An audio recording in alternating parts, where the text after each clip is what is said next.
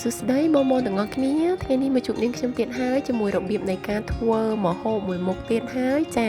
នោះគឺបង្កងលីងជាមួយនឹងពងទាប្រៃពណ៌ក្រហមណាសម្រាប់ការលីងនឹងដែរយើងអត់ប្រើជាមួយពងពណ៌សទេប៉ុន្តែយើងយកតែពងក្រហមរបស់ពងទាប្រៃមកធ្វើតែធ្វើឲ្យម្ហូបនោះមានក្លិនឈ្ងុយឆ្ងាញ់មែនតើហើយញ៉ាំទៅអូយគឺថាជាប់ចិត្តតែម្ដងបងហើយសម្រាប់ម្ហូបក្រៀមបែបនេះដែរគឺយើងញ៉ាំបាយបានច្រើនមែនតើចាហើយនេះណែអូយបងថាឃើញនៅស្រាប់ទឹកមាត់តែម្ដងហើយបើបានញ៉ាំទៀតកាន់តែជាប់ចិត្តចាអូខេឥឡូវមុននឹងចូលទៅកាន់វិធីធ្វើសូមមកកុំភ្លេចជួយ Subscribe YouTube Channel នេះខ្ញុំម្នាក់មួយផងណាដើម្បីទទួលបាននូវវីដេអូថ្មីចាអូខេឥឡូវយើងទៅមើលគ្រឿងផ្សំរបស់យើងទាំងអស់គ្នាតែម្ដងដែលគ្រឿងផ្សំហ្នឹងគឺយើងត្រូវការមានបកងនេះកូនបកងទូចៗណាបងកុំចុះធំពេកព្រោះធំពេកពេលដែលយើងលីងទៅអាចនឹងអត់ចូលជាតិល្អចាបន្តមកទៀតយើងត្រូវការមានខ្ទឹមសជាមួយនឹងម្ទេសហើយនឹងស្លឹកក្រូចសើចចាហើយបន្តមកទៀតយើងត្រូវការពងទាប្រៃដែរណាជាមួយនឹងស្ករសម្សៅស៊ុបហើយនឹងម្រេចបន្តិចដែរហើយចុងក្រោយគេគឺយើងត្រូវការប៊ឺសាបបន្តិចដែរយើងអត់ប្រើប្រេងឆាទេចាឥឡូវយើងទៅមើលរបៀបធ្វើរបស់យើងទាំងអស់គ្នាដែលសម្រាប់កូនបកងទូចហ្នឹងពេលដែលយើងលាងទឹកអីឲ្យស្អាតអញ្ចឹងហើយយើងយកកាត់ត្រីមកកាត់ក្បាលជាមួយនឹងព្រុយដៃជើងរបស់វាចោលអស់ណាបងចាហើយបន្ទាប់មកទៀតយើងធ្វើការកាត់នៅតាមឆ្អឹងខ្នងរបស់វានេះចានៅតាមខ្នងហើយយើងខ្វេះយកអាសរសៃវ៉ែននៅខ្នងរបស់បកងហ្នឹងណាចាពេលខ្លះវាមានដូចជាអាចអីនៅនឹងដែរយើងខ្វេះចេញឲ្យស្អាតចឹងមកហើយយើងកាត់អញ្ចឹងដើម្បីឲ្យពេលដែលយើងលីងជាមួយពងទាប្រៃទៅឲ្យបកងយើងចូលជាតិបានល្អណាចាហើយសម្រាប់អាចវានៅក្បាលនេះគឺយើងធ្វើការខ្វេះចេញឲ្យស្អាតអញ្ចឹងដែរចានេះគឺថារងខ្មៅប៉ែតែម្ដងណាបងចាឥឡូវយើងទុកវាម្លែកមកអូខេបន្ទាប់មកទៀតយើងត្រូវការដាក់ទឹកដើម្បីស្ងោរពងទាយើងណាចាយើងដាក់ទឹកហើយយើងដាក់ពងទាតាមក្រោយហើយយើងធ្វើការបើកភ្លើងទៅស្ងោរពងទាយើងរយៈពេល5នាទីណាបងចាឥឡូវបន្ទាប់ពី5នាទីក្រោយមកគឺពងទាប្រៃរបស់យើងនឹងបានឆ្អិនហើយយើងអាចស្រង់ទុកឲ្យត្រជាក់ដាក់បន្លែកមកចាហើយបន្ទាប់មកទៀតយើងមកធ្វើការរៀបចំគ្រឿងបន្លែយើងដោយខ្ទឹមយើងធ្វើការច្រាមបកសបកច្រាមឲ្យល្អិតដូចដែលយើងត្រូវយកទៅឆាម្ដងណាបងបន្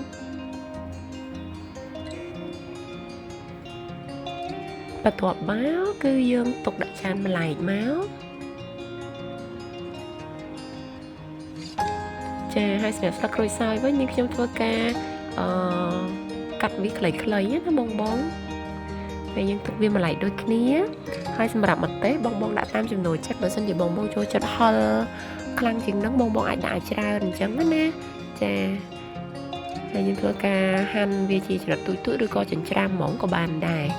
អូខេបន្ទាប់មកទៀតយើងធ្វើការទុកដាក់ម្លែកដូចគ្នាដែរ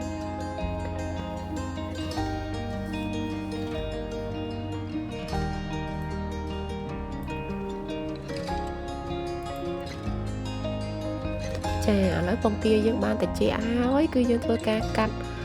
ពងទាយើងជាពីរពុះជាពីរអញ្ចឹងមកបងហើយពេលដែលពុះហើយយើងឆ្កឹះយកតែអាពណ៌ក្រហមណាបងចាហើយយើងធ្វើការឆុំវាឲ្យបែកម៉ត់អញ្ចឹងមកបើបងចង់ឆុំវាឲ្យម៉ត់ខ្លាំងបងស្ងោរឲ្យរៀងយូរបន្តិចដើម្បីឲ្យពងយើងឆ្អិនខ្លាំងណាប៉ុន្តែដោយសារនេះខ្ញុំចូលចិត្តរៀងនៅដុំប៉ុណ្ណឹងណាពេលដែលញ៉ាំមកយើងវានៅរៀងដុំឈ្ងុយក្លិនពងទាតែម្ដងចាអូខេបន្ទាប់មកទៀតយើងធ្វើការដាក់ប៊ឺសាបរបស់យើងនឹងចូលទៅក្នុងខ្ទះតែបងក៏បើកភ្លើងខ្លាំងពេកប្រយ័ត្នហុយផ្សែងដូចនេះខ្ញុំណានេះខ្ញុំភ្លេចបន្ថយភ្លើងចាយើងបន្ថយភ្លើងតិចចឹងមកឲ្យប៊ឺយើងរលាយអស់យើងចាក់ខ្ទឹមចិញ្ច្រាំដែលយើងបានចិញ្ច្រាំរួចនឹងចូល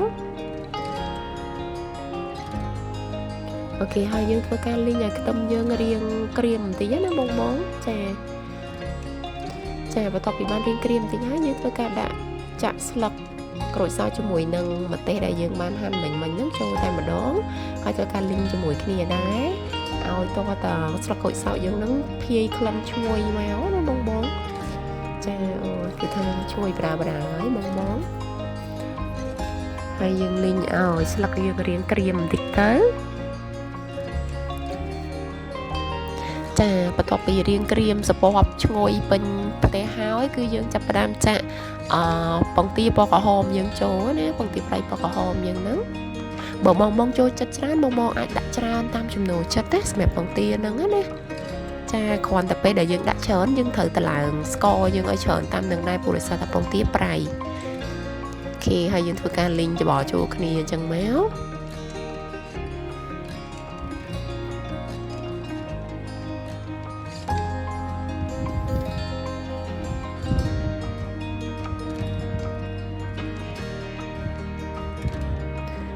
បន្ទាប់មកទៀតយើងចាក់ស្ករសចូលហើយស្ករសហ្នឹងបងណាបងចាស្ករសហ្នឹងអាស្រ័យលើពងទាបងហ្នឹងប្រៃខ្លាំងឬក៏អត់អញ្ចឹងណា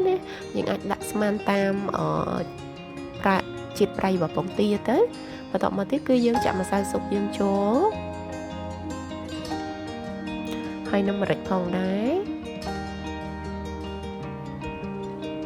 ចាហើយយើងធ្វើការលីងច្បល់ចូលគ្នាឲ្យស្ករយើងលាយបានអស់មក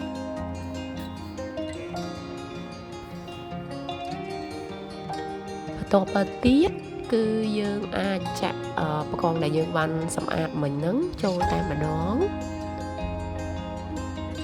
ចាហើយយើងធ្វើការលីងត្រឡប់ឲ្យបកងយើងរៀងឆ្អិនសពបបន្តិចណាបងបន្ទាប់ពីវារៀងប្រែពណ៌ក្រហមអញ្ចឹងហើយយើងអាចយកគម្របអីមកក្របវាទុករយៈពេលប្រហែលជា3ទៅ4នាទីទៅដើម្បីឲ្យបកងយើងរៀងឆ្អិនបន្តិចណាចាហើយបន្ទាប់មកទៀតគឺយើងធ្វើការប្រែវាមកម្ខាងទៀតមកចាហើយយើងប្រើភ្លើងតិចណាបងកំដាក់ភ្លើងខ្លាំងព្រោះបើដាក់ខ្លាំងអាចខ្លោចណាឬក៏បងអាចចាក់ទឹកបន្តិចចូលដើម្បីរំងាស់បន្តិចក៏បានដែរចាហើយបន្ទាប់ពីយើងធ្វើការប្រែអីរួចរាល់ហើយយើងធ្វើការក្រោបទុកម្សៅទៀតរយៈពេលប្រហែលជា3នាទីទៀតណាចាឧបករណ៍យើងបានរៀងឆ្អិនមកអូខេឥឡូវបន្ទាប់ពីប្រហែលជា7នាទី7ទៅ8នាទីបកងយើងបានឆ្អិនល្អហើយចាណាអូយគឺថាផ្សែងហុយដែរម្ដងបងហើយឈ្ងុយក្លិនក្រូចសើចជាមួយនឹងពងទាប្រៃយើងខ្លាំងមែនតើចាអូខេឥឡូវវីដេអូហ្នឹងបានមកដល់ទីបញ្ចប់ហើយដូច្នេះបើសិនបើបងប្អូនពេញចិត្តសម្រាប់វីដេអូហ្នឹងកុំភ្លេចជួយ Subscribe YouTube Channel នេះខ្ញុំម្នាក់មួយផងណាដើម្បីទទួលបាននូវវីដេអូថ្មីបន្តមកទៀតហើយបើសិនបើបងកំពុងទស្សនានៅលើ Facebook កុំភ្លេច like page នេះយាយជាមួយនឹង like ឬក៏ share វីដេអូនេះឲ្យបានច្រើនផងអរគុណច្រើនជួបគ្នានៅវីដេអូក្រោយបាយបាយ